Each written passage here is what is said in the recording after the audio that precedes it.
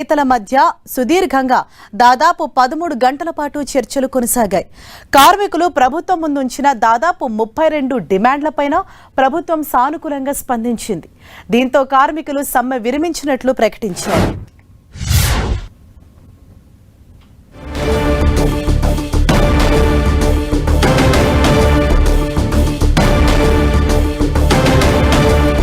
Right, ఇదే విషయంపై మరింత సమాచారం మా ప్రతినిధి కిరణ్ మనకు అందిస్తారు. కిరణ్, మొత్తానికి ఒక 3 రోజుల తర్వాత మళ్ళీ ఇవాటి నుంచి బస్సులు రోడ్డు మీదకి తిరుగుతూ ఉన్నాయి. సో చర్చలు ఏ విధంగా జరిగాయి, దానికి సంబంధించి పూర్తి అప్డేట్స్ ఏంటి?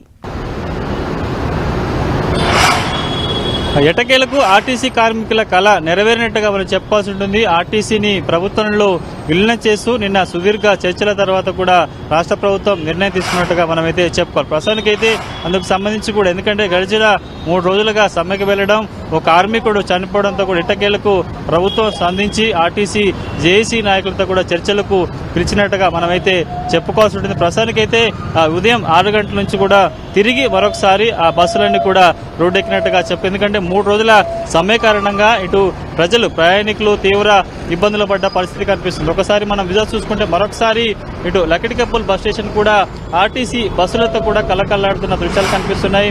ప్రయాణికుల రద్దీ కనిపిస్తుంది. ఎందుకంటే నిన్న సుమారుగా 10 గంటల ప్రాంతాల్లో ప్రారంభమైన కార్మిక జేఏసీ సంబంధించిన సమ్మెలో మొదటగా ఆర్టీసీ సంబంధించిన జేఏసీ నాయకులతో పాటు కమిటీ సభ్యులు కూడా చాలా సుదీర్ఘంగా చర్చించారు.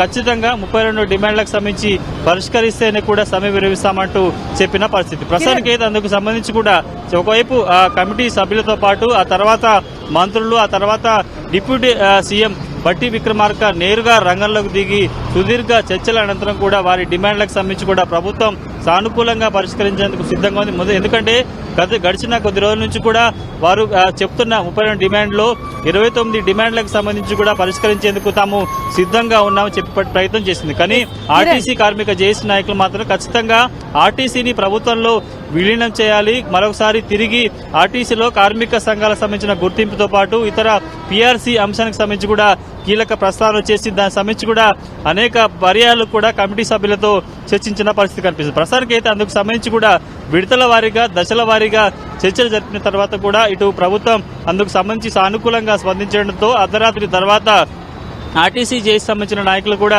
సమ్మె విరమించబోతున్నట్టు కూడా ప్రకటించిన పరిస్థితి. ప్రస్తుతానికైతే 3 రోజుల సమ్మె కారణంగా కూడా ఆర్టీసీకి కొన్ని సుమారుగా 80 నుంచి 90 కోట్లకు సంబంధించిన నష్టం వచ్చినట్టుగా చెప్తున్నారు. కాబట్టి పూర్తి స్థాయిలో ఈ రోజు నుంచి ఆర్టీసీ బస్సులని రోడ్డు ఎక్కడంతో తిరిగి ప్రజా రవాణా వ్యవస్థ కూడా మరొకసారి కొంత కుదుటపడినట్టుగా చెప్పాల్సి ఉంటుంది. ప్రస్తుతానికైతే అందుకు సంబంధించి కూడా చాలా సుదీర్ఘ సుదీర్ఘ చర్చల తర్వాత కూడా ఎటకేలకు ఆర్టీసీ సంబంధించిన కార్మిక జేఏసీ సంబంధించిన సమస్యలు పరిష్కారం చూపేందుకు ప్రభుత్వం ముందడుగు వేసినట్టుగా చెప్పుకోవాలి. కిరణ్, అంటే ప్రధానంగా కార్మికుల జేఏసీ ప్రభుత్వం ముందుంచిన 32 డిమాండ్లలో అంటే ప్రధానమైన డిమాండ్లు ఏంటి?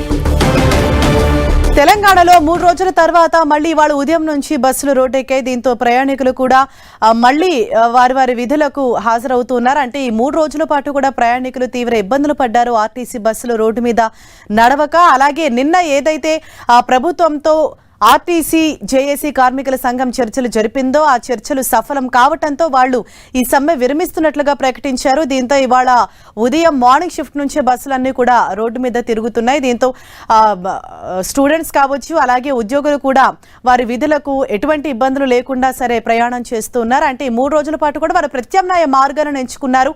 మరోవైపు ఇదే అదనుగా భావించి ఆటో డ్రైవర్లు ఛార్జీలను భారీగా పెంచడం కావచ్చు, అలాగే మెట్రో రైల్ సేవలు కూడా ఎక్కువగా నడపడం జరిగింది. అయితే ఈ 3 రోజుల సమ్మె తర్వాత ఇవాల్టి నుంచే మళ్లీ ఆర్టీసీ బస్సులు యథావిధిగా నడుపుతూ ఉన్నారు. నిన్న రాత్రి ప్రభుత్వంతో ఆర్టీసీ జేఏసీ జరిపిన చర్చలు సఫలం కావడంతో వారు సమ్మె విరమిస్తున్నట్లుగా ప్రకటించారు.